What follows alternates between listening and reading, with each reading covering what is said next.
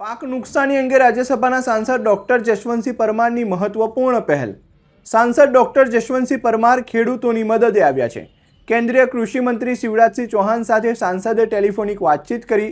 સાંસદે કેન્દ્રીય મંત્રીને પાક નુકસાનીની ગંભીર પરિસ્થિતિ વિશે અવગત કરાવ્યા।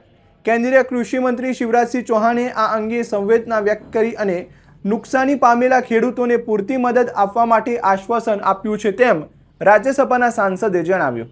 ખેડૂતોને ફરી બેઠા કરવા માટે સારા પેકેજની જરૂરિયાત છે। રાજ્ય સરકાર સાથે કેન્દ્ર સરકાર તરફથી પણ મદદ મળી શકે તે માટેના તમામ પ્રયત્નો હાથ ધરવામાં આવ્યા છે।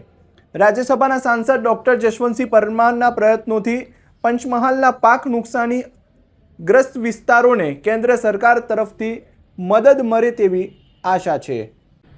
આજે જ કેન્દ્રના કૃષિ મંત્રી શ્રી શિવરાજસિંહ ચૌહાણ સાહેબ જોડે મારી ટેલિફોનિક વાત થઈ અને તે અંતર્ગત આપણા રાજ્યની અંદર અને આપણા વિસ્તારની અંદર મુખ્ય જે પાક છે જેમ કે ડાંગર, કપાસથી માંડીને મકાઈથી માંડીને મગફળીને જે વ્યાપક નુકસાન થયું છે તે નુકસાનની એક ઔપચારિક એમને માહિતી આપી અને એ માહિતીના અનુસંધાનમાં તેમણે આ વિષયને લઈને સંવેદનશીલ રીતે અને અપેક્ષા પ્રમાણે એનું સારું વળતર મળી રહે તેના માટે કેન્દ્ર સરકાર પણ પ્રયત્નશીલ છે તેવું એક આશ્વાસન આપ્યું છે।